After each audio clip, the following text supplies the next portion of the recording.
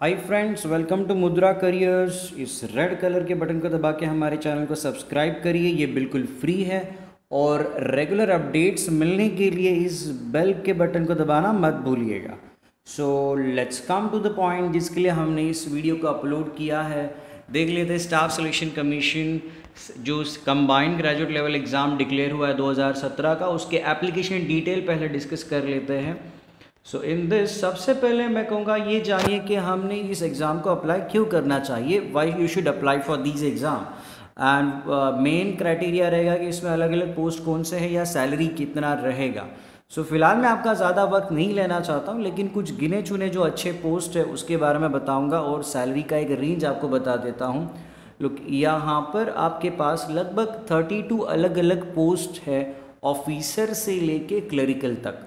तो और लगभग वैकेंसीज कितने मिलेंगे ये सब मिला के आई एम एक्सपेक्टिंग कि 10,000 के थोड़ा आगे या पीछे हो सकता है। अगेन उन्होंने डिक्लेयर नहीं किया कितने वैकेंसीज है, लेकिन पिछले 4 साल का ट्रेंड बता के मैं इतना ज़रूर बोल सकता हूँ कि the vacancies can be somewhere around 10,000। और ये 32 अलग अलग पोस्ट है, और इन सारे पोस्ट के लिए आपको एक ही फॉर्म भरना है, तो आपको अलग अलग 32 फॉर्म्स नहीं भरने हैं। That is one big reason you should apply for this. Now let's come to the actual reason. दूसरा बड़ा रीज़न रह गया सेंट्रल गवर्नमेंट के ये अलग अलग मिनिस्ट्रीज और डिपार्टमेंट है। गवर्नमेंट जॉब है तो quite obviously you should have a high priority for this. और ये यूपीएससी की जितना बड़ा या डिफ़िकल्ट एग्ज़ाम नहीं है, और सैलरी यहाँ पर बहुत अच्छा खासा है। पहले मैं कुछ अच्छे पोस्ट के बारे में बता देता हूँ आपको। Inspector of income tax inspector का पोस्ट यहाँ पर है। सेंट्रल ब्यूरो ऑफ इन्वेस्टिगेशन या central bureau of narcotics CBI CBN के इंस्पेक्टर के यहाँ पर कुछ अच्छे पोस्ट है, जहाँ पर अच्छे सैलरी है, अच्छे आपको प्रमोशन के चांसेस हैं। वैसे ही इंटेलिजेंस ब्यूरो एक अच्छा डिपार्टमेंट है जिसके यहाँ पर आपको असिस्टेंट के पोस्ट मिलने वाले। मिनिस्ट्री ऑफ एक्सटर्नल अफेयर्स इसके भी पोस्ट है, असिस्टेंट का पोस्ट है यहाँ पर। और यहाँ पर आपको फॉरेन पोस्टिंग का भी चांस है विद इन सम 3 years और after 3 years। Ministry of external affairs, आप शायद इंडिया के फॉरेन कहीं पर एम्बेसी में काम करते रहोगे। So this is one big reason. और भी यहाँ पर और अलग अलग अच्छे डिपार्टमेंट्स और पोस्ट है, लेकिन मैंने जस्ट आपके नॉलेज के लिए कुछ गिने चुने अच्छे 4-5 पोस्ट के बारे में आपको बताया। सैलरी कितना मिलेगा, अगेन पैसा बड़ी बात है, पैसा कितना मिलेगा ये इंपॉर्टेंट है। तो सैलरी जो क्लरिकल लेवल के पोस्ट है, लोवेस्ट पोस्ट से लेके हाईएस्ट पोस्ट तक की अगर मैं बात करूं, तो salary will be comfortably in the range of somewhere from 24,000 up to 60-65,000 के रेंज में अलग अलग पोस्ट के हिसाब से अलग अलग सैलरी हो सकता है। I hope this information is enough to motivate you और टू डिसाइड कि आपने इस एग्ज़ाम को क्यों अप्लाई करना चाहिए। Let's come to the next part, that is eligibility. ये सब के लिए एलिजिबिलिटी कितना है, क्या है। सो पहले हम एजुकेशन क्वालिफिकेशन डिस्कस कर लेते हैं। जिनकी 2 पोस्ट जो है वहाँ पर एलिजिबिलिटी थोड़ा अलग है, उसके बारे में पहले बात कर लेते हैं। तो पहला पोस्ट है असिस्टेंट ऑडिट ऑफिसर का। वहाँ पर उन्होंने नोटिफिकेशन में लिखा है कि इसके लिए बैचलर्स डिग्री कोई भी चलेगा। Along with that extra qualification उन्होंने मेंशन किया है चार्टर्ड अकाउंटेंट और कॉस्ट एंड मैनेजमेंट अकाउंटेंट, या फिर एमबीए इन फाइनेंस, या फिर मास्टर्स इन बिजनेस इकोनॉमिक्स। ये है तो ही आप इस पोस्ट के लिए अप्लाई कर सकते हो। तो ये पोस्ट का नाम याद रखना, फॉर्म भरते समय ये पोस्ट आपके सामने ज़रूर आएगा। तो इसके लिए अगर ये आपके पास क्वालिफिकेशन नहीं है तो आप इस पोस्ट को अप्लाई नहीं कर सकते हो। One more different post is junior statistical officer. ना यहाँ पे उन्होंने वापस लिखा बैचलर्स डिग्री कोई किसी भी सब्जेक्ट में चलेगा, बट इन 12th स्टैंडर्ड आपके पास mathematics should be there as one of the subject, और उसमें 60% मिला हुआ होना ज़रूरी है। अगर आपके पास मैथ्स था लेकिन 60% नहीं है तो शायद आप अप्लाई नहीं कर सकते हो। और एक दूसरा ऑल्टरनेटिव ये है, अगर बैचलर्स डिग्री के समय आपके पास statistics was there as one of the subject, तो फिर भी आप इसको अप्लाई कर सकते हो। ठीक है। Next last for all the remaining post, ये 2 पोस्ट छोड़ के बाकी सारे जो अलग अलग पोस्ट है सबके लिए कोई भी बैचलर्स डिग्री चलेगा। तो आपका बैचलर ऑफ आर्ट्स हो सकता है, या इंजीनियरिंग हो सकता है, या बीएससी हो सकता है। Anything is valid for all the other post. Okay, इस साल उन्होंने और एक एक्स्ट्रा नोट यहाँ पर मेंशन किया है कि students appearing for the final year of graduation can also apply. तो जो फिलहाल अभी लास्ट ईयर में है और लास्ट ईयर का एग्ज़ाम जिनका अभी हो चुका है इस मार्च से मई के दरमियान, और आपका रिज़ल्ट आपके हाथ में अगर हो सकता है 1 अगस्त 2017 तक। ओके, रिज़ल्ट का मतलब नॉट नेसेसरी हार्ड कॉपी, आपका आपके वेबसाइट पे, यूनिवर्सिटी की वेबसाइट पे अगर ऑनलाइन रिज़ल्ट अवेलेबल हो सकता है। I believe first week of July तक सारे रिज़ल्ट आ जाते हैं, तो आप अभी भी इस पोस्ट के लिए अप्लाई कर सकते हो। Let's come to the next part, age limit क्या है अभी। एज लिमिट, जिनका एज, मैं जनरल कैटेगरी की पहले बात कर रहा हूँ, जिनका एज 32 ईयर्स के नज़दीक है उनके लिए मैंने डेट यहाँ पर मेंशन किया है। जिनका बर्थ डेट 2 अगस्त 1985 के बाद वाला है, 32 ईयर के क्लोज जो है उनके लिए फ़िलहाल एक ही पोस्ट अवेलेबल है, ठीक है। नेक्स्ट 30 ईयर्स तक जो जिनका एज क्लोज है, जो 30 के नज़दीक है, लेकिन आप, मैंने डेट मेंशन किया 2 अगस्त 1987 के बाद अगर आपका बर्थ डेट है तो आपके पास 21 पोस्ट अवेलेबल है। कल उन्होंने एक रात को उन्होंने एक नया करेक्शन वहाँ पर पोस्ट किया था एसएससी के वेबसाइट पे, तो उन्होंने कुछ पोस्ट और बढ़ा दिए, 30 साल के क्लोज है उनके लिए और 4 पोस्ट मिल गए एक्स्ट्रा, तो 21 पोस्ट हो गए। जिनका एज 27 के क्लोज है तो उनके लिए 10 पोस्ट, और इनफैक्ट उनके लिए सारे अलग अलग पोस्ट है। फॉर एग्जांपल जिनका एज 20 से 27 है, आई मेक इट क्लियर, 20 से 27 है, आप सारे पोस्ट के लिए अप्लाई कर सकते हो। जिनका एज 20 से 30 है आपके लिए 21 पोस्ट, जो 30 के नज़दीक है खास करके उनके लिए 21 पोस्ट है। मतलब 27 के ऊपर है उनको ऊपर के 2 एज लिमिट के बारे में ज़्यादा सोचना होगा। जो 20 से 27 के बीच में वो सब ऑलमोस्ट सबके लिए एलिजिबल है।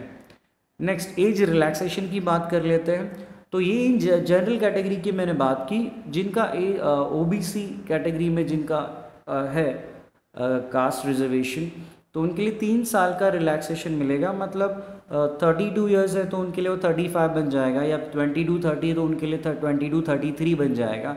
और जनरल कैटेगरी के लिए अगर 27 साल का लिमिट है तो 22-27 है, तो for OBC it will be 22-30। Same way SC/ST के लिए 5 साल का रिलैक्सेशन है, और जो फिजिकली हैंडीकैप्ड है या फिर एक्स सर्विसमैन है उनके लिए भी 10 साल का एज रिलैक्सेशन उन्होंने रखा है। Let's come to the next and the important part, application details देख लेते हैं। मोड ऑफ एप्लीकेशन सिर्फ एक ही अवेलेबल है, that is online. Application fees 100 rupees है सिर्फ, और फीमेल कैंडिडेट्स के लिए फ़ीस नहीं है, SC/ST कैंडिडेट के लिए फ़ीस नहीं है, फिजिकली हैंडीकैप के लिए फ़ीस नहीं है, और एक्स सर्विसमैन के लिए भी फ़ीस नहीं है। वेबसाइट लिंक आप नोट कर सकते हो, this is a website link जहाँ पर आपको जाके फॉर्म भरना है, www.ssconline.nic.in। ओके, अभी आगे की स्लाइड्स में अगर आपको कुछ प्रॉब्लम्स आ सकते हैं, इसके लिए हमने कुछ बातें मेंशन की है आने वाले ये इस वीडियो के रिमेनिंग पार्ट में। सो 2 बातें आपको कैरी करनी है। एक, आपको 10th और या फिर आपके एसएससी एग्ज़ाम का पासिंग सर्टिफिकेट या मार्कशीट आपके साथ रखना होगा, बिकॉज आपको फॉर्म भरते समय उसका सीट नंबर एंटर करना है, ठीक है। नेक्स्ट, फोटोग्राफ का स्कैन होना चाहिए आपके पास 10 to 20 KB, और सिग्नेचर का स्कैन रेडी रखो 1 to 12 KB। तो ये बातें आपको साथ में रखनी। बाकी आपको आपका एड्रेस, आपका बर्थ डेट, आपकी पर्सनल डिटेल्स आपको पोस्ट वहाँ पर जो भी है वो एंटर करने हैं। नेक्स्ट, ये अगर आपको फ़ोटोग्राफ स्कैन और सिग्नेचर स्कैन का साइज़ में उन्होंने साइज़ मेंशन किया, उस साइज़ में अगर नहीं है तो फ़ोटो अपलोड नहीं होगा, मैं क्लियर कर रहा हूँ। तो आपको अगर फ़ोटो का साइज़ रिड्यूस करना है या कुछ एडिटिंग करना है तो ये 2 एप्लीकेशन आपके कंप्यूटर में रहेंगे, माइक्रोसॉफ्ट ऑफिस पिक्चर मैनेजर जिसमें आप साइज चेंज कर सकते हो, या फिर MS Paint। इसके अलावा www.pixlr.com इस वेबसाइट पे जाके भी आप आपका फ़ोटो अपलोड करके आपके रिक्वायर्ड साइज़ में उसको रिड्यूस कर सकते हो। So let's come to the next part, form filling कैसे होना है। तो जब आप ssconline.nic.in इस वेबसाइट पे आ रहे हो, ये आपको ऐसा वेबसाइट नज़र आ जाएगा जिसमें ये जो पहला लिंक है, recruitment for combined graduate level examination, click to apply, यहाँ पर आपको क्लिक करना है। Once you click on that, आपके सामने ये ऐसा वेब पेज खुल जाएगा जहाँ पर रजिस्ट्रेशन पार्ट, न्यू रजिस्ट्रेशन यहाँ पर लेफ्ट में आपको नज़र आ रहा है, इस रजिस्टर को आपको क्लिक करना है। When you click on that, ये इमीडिएटली एक एक्स्ट्रा विंडो यहाँ पर ओपन हो जाएगा जहाँ पर आपको आपका नाम और आपके सारे डिटेल्स फिलअप करने हैं। नाउ नेम में लिखा है name as recorded in matriculation और सेकेंडरी एग्जामिनेशन, मतलब आपका SSC सर्टिफिकेट जो नाम लिखा है उस फॉर्मेट में आपको यहाँ पर फॉर्म भरना है। अभी आई बिलीव कि एसएससी में आप सबका जो नाम है वो सरनेम से स्टार्ट हुआ रहेगा, ठीक है। तो एसएससी के सर्टिफिकेट पे जो आपका नाम रहेगा उसमें पहले सरनेम, फिर आपका नाम, फिर आपके फादर्स का नेम रहेगा। सो प्लीज़ उसी फॉर्म में वो फिलअप करना।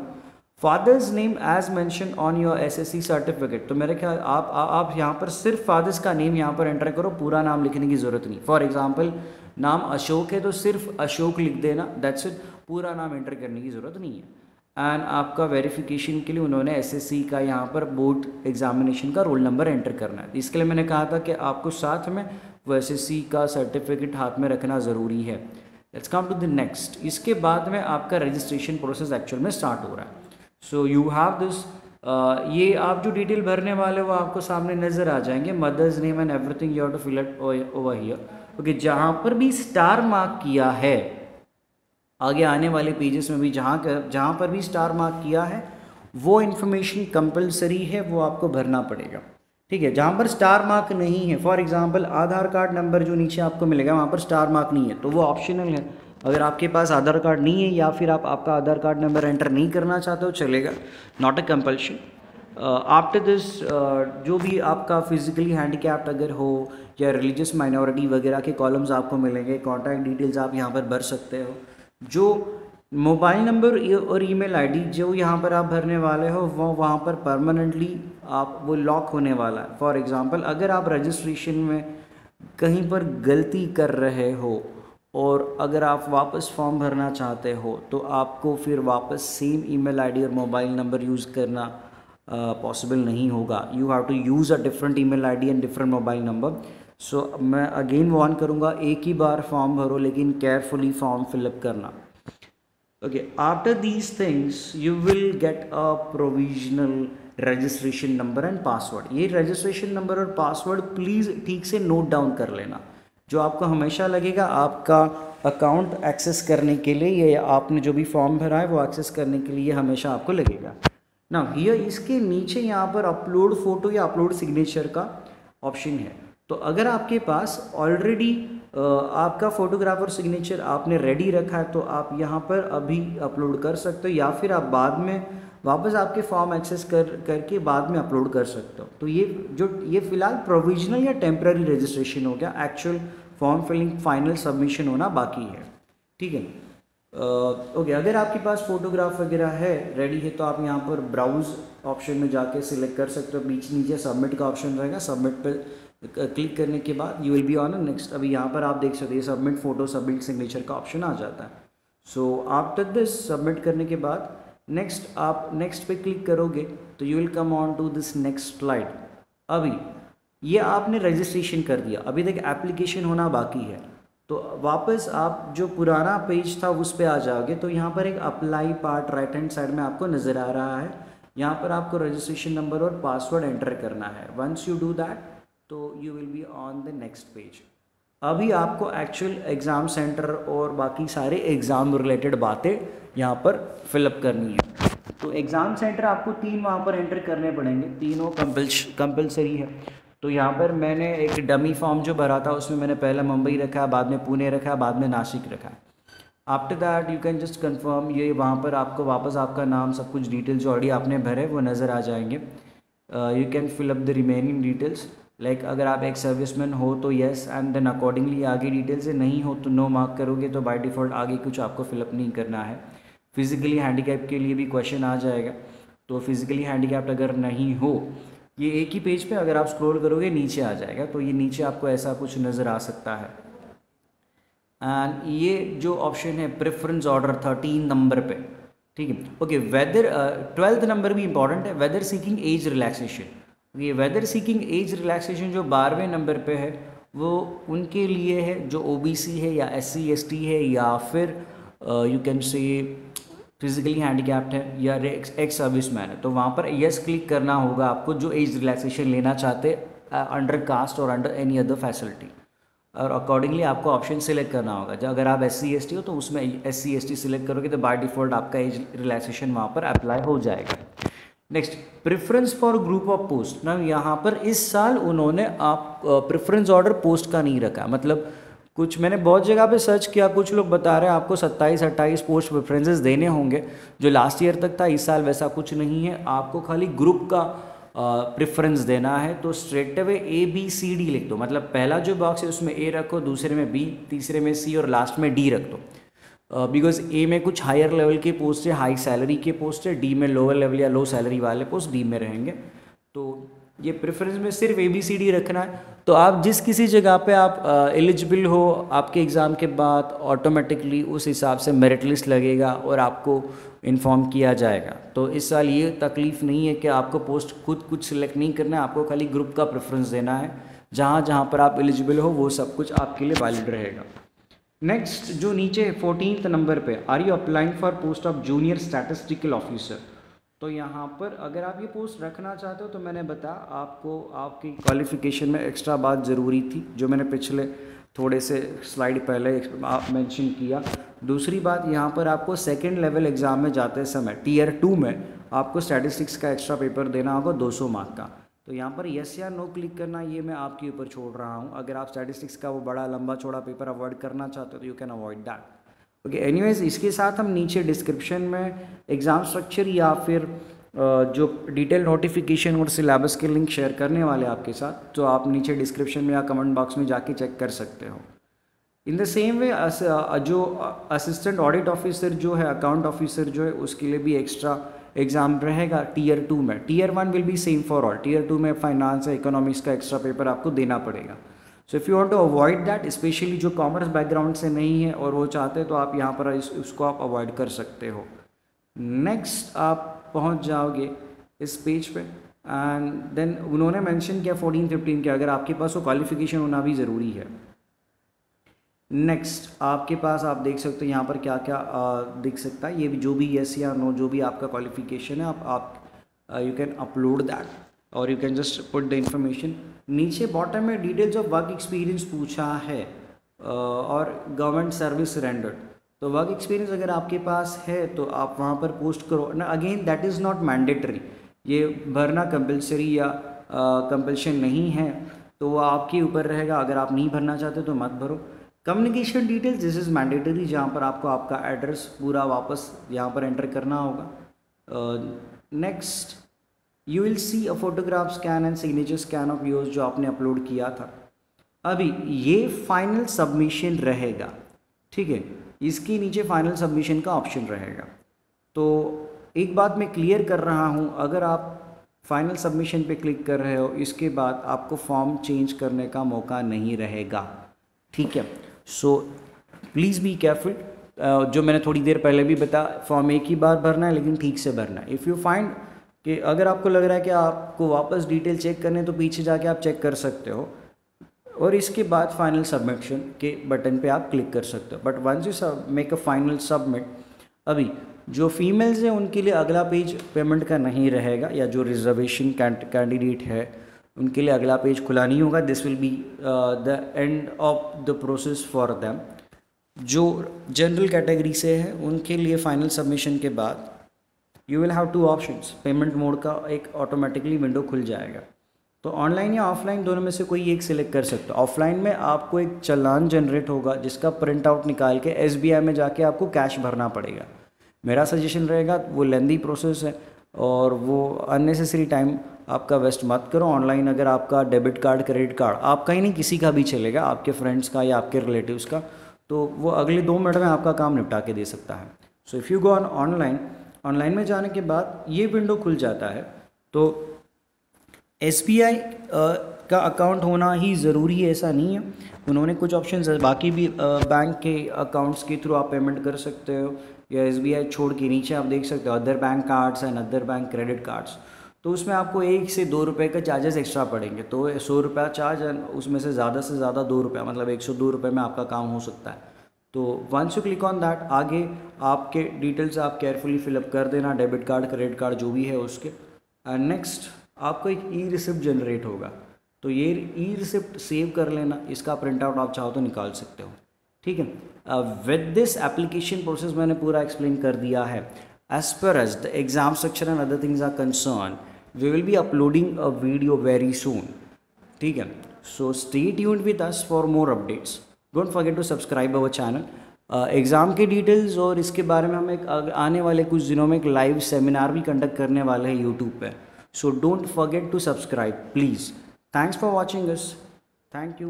This is Mandar Jarekar from Mudra career guidance centre. Once again thank you for watching us.